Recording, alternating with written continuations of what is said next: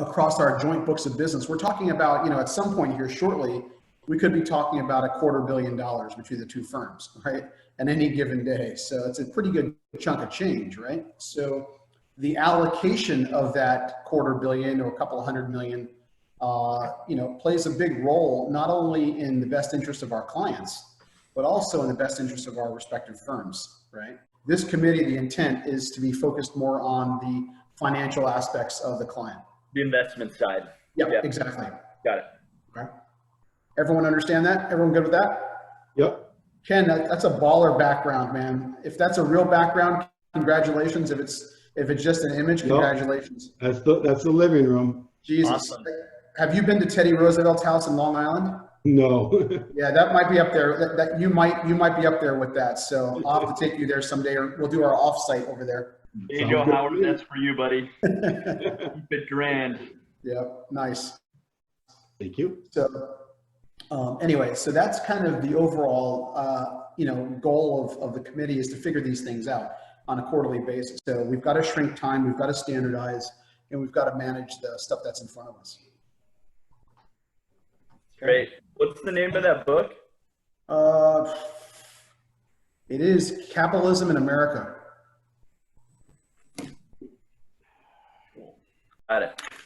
Yeah, literally, I found myself, while my in-laws were still living at the house, walking into the living room and reading out loud about how companies like Procter & Gamble and Heinz Ketchup and some of these other companies had started, back in the mining days in San Francisco and New York, and just a phenomenal, it's a phenomenal read, really phenomenal. So most people think of Greenspan and they, think Decipher Ring or Decoder Ring. This is anything but that. Wow. Yeah. Initially, we've got to get this thing moving, and then once we have it moving, just adding some more people to it that really add value or a different perspective is going to really help us. Howard, if I may, I think that's a great idea, Roshan, if you could get Brian ever there for this reason. When we get these RINA clients, they have 12 accounts and 600 positions, and Roshan sends it over to them and they put this PowerPoint together of where they are now and where they're gonna be and how they're gonna get there. And I think that that's gonna tell us how to fill in one of the parts of the matrix. Are those highest level or middle level? To that point, Ken, I've also had some conversations with people like Brian. So Brian's aware of this actually happening. So I think Brian is naturally supportive of it. I have not asked anything of Brian yet, but he realizes, through obviously plenty of meetings with all of us in calls, that, moving towards standardization is potentially going to be beneficial to him. And I think Brian and his team bring a lot to the business, right?